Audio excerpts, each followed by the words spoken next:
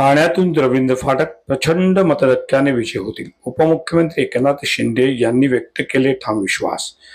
विधान परिषद निवडणुकीसाठी महायुतीचे उमेदवार रवींद्र फाटक यांनी आज ठाणे जिल्हाधिकारी कार्यालयात जाऊन आपला उमेदवारी अर्ज दाखल केला. त्यापूर्वी त्यांनी आणि महायुतीतील सर्व घटक पक्षांच्या पदाधिकाऱ्यांनी ठाण्यातील टेंबी नाका येथील आनंद आश्रमात जाऊन स्वर्गीय हिंदू हृदय सम्राट शिवसेना प्रमुख बाळासाहेब ठाकरे आणि स्वर्गीय गुरुवर्य धर्मवीर आनंद दिघे साहेबांच्या प्रतिमेला पुष्पार्पण करून विनय अभिवादन केले.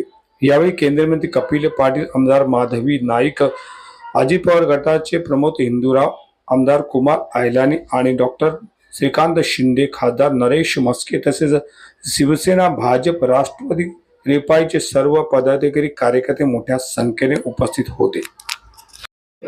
नमस्कार, माझे ठाणे में आपले सहर्ष स्वागत.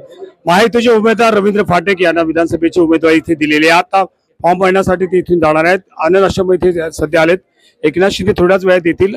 आपण त्याशी बातचीत करूया. सर, काय सांगाल, तुमची उमेदवारी मिळाली त्याबद्दल काय सांगाल? उमेदवारी मिळाल्याबद्दल धन्यवाद.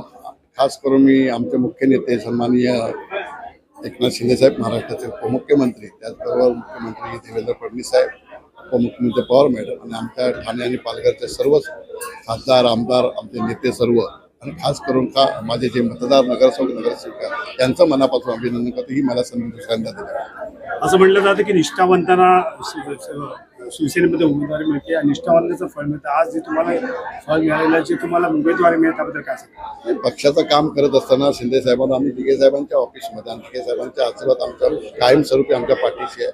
आणि दिघे साहेबांमुळे राजकारणामध्ये आम्ही आलो आणि त्यांच्याच ऑफिसमध्ये आज मला आमदार होत असताना मला आनंद होत आहे. 6 वर्षाचा कालावधी आहे. आपला संकल्प पुढचा काय असेल? पक्ष संघटना वाढीसाठी कसं असेल? पक्षवाढांची शिंदे साहेब जबाबदारी देतील. त्या माध्यमातून आम्ही पुढचं पक्षाचं ठाणे आणि पालघरमध्ये काम करू.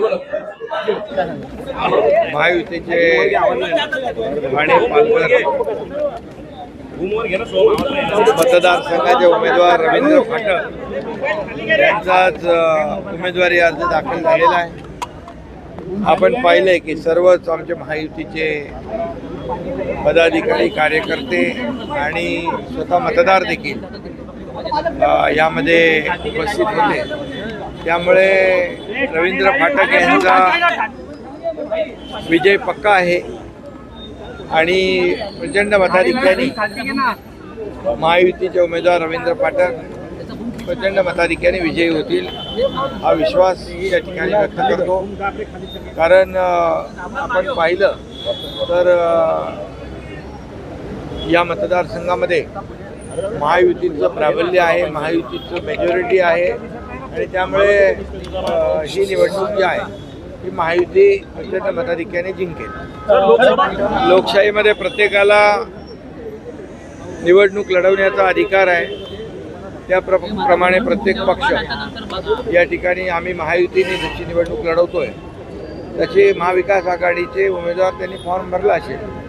परंतु मी आपल्याला सांगतो, फक्त ठाणे पालघरच नाही तर महाराष्ट्रामध्ये ज्या 17 जागा आहेत या 17च्या 17 जागांमध्ये महायुतीचं प्राबल्य आहे. महायुती विजयी होईल.